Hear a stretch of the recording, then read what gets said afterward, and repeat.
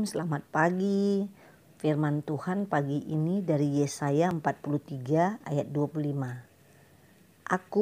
Akulah dia yang menghapus dosa pemberontakanmu oleh karena aku sendiri, dan aku tidak mengingat-ingat dosamu.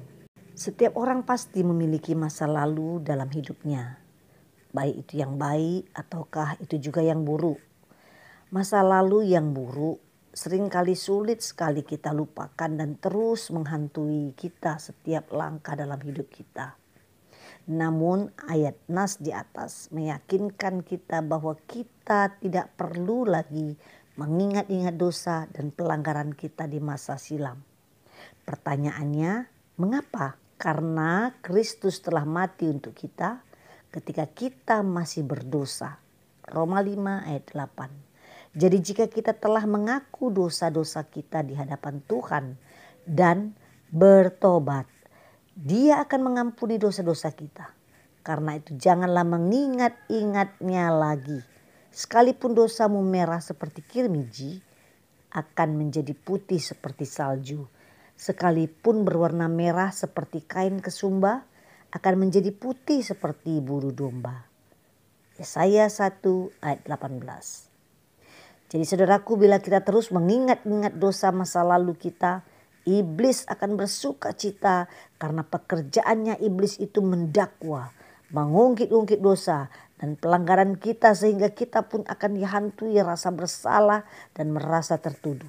Sesungguhnya siapa yang ada dalam Kristus, ia adalah ciptaan baru. Yang lama sudah berlalu, sesungguhnya yang baru sudah datang. 2 Korintus 5 ayat 17. Hal lain yang harus kita lupakan adalah kegagalan-kegagalan masa lalu kita. Sebab jika kita terpaku dan terus meratapi kegagalan itu, kita tidak akan pernah bisa maju. Tetapi tetap stagnan, dan itu hanya menjadi penghalang kita untuk menggapai masa depan. Itulah sebabnya Rasul Paulus bertekad, aku melupakan apa yang telah di belakangku dan mengarahkan diri kepada apa yang di hadapanku. Filipi 3 ayat 13 sampai 14. Kita tahu rancangan Tuhan bagi kita adalah rancangan damai sejahtera dan bukan rancangan kecelakaan untuk memberikan kepadamu hari depan yang penuh harapan. Yeremia 29 ayat 11. Dan sebagai anak-anak Tuhan kita lebih daripada pemenang. Roma 8 ayat 37. Maka yakinlah bahwa dalam segala perkara Tuhan turut bekerja asal kita menyerahkan semua beban persoalan kita kepada Tuhan. Ada satu kisah di Alkitab, yaitu istri Lot. Ini adalah contoh yang buruk. Ia tidak taat kepada Tuhan dan menoleh ke belakang ke masa lalu. Akhirnya ia menjadi tiang garam dan gagal. Pertanyaannya, mengapa dia menoleh ke belakang? Karena hartanya, semua yang melekat di hatinya, semua yang ada di hatinya, semua keinginan-keinginannya, apa yang dicarinya, benda, harta, benda, perhiasan, dan lain-lainnya ada di belakang ketika Tuhan menghancurkan kota Sodom dan Gomora.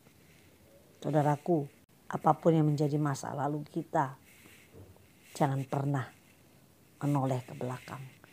Mari maju terus, songsong masa depan, songsong sesuatu yang Tuhan sediakan di depan kita, untuk supaya kita bersorak-sorai menikmati berkat-berkat yang baru yang Tuhan sediakan. Selamat beraktivitas, Tuhan Yesus memberkati.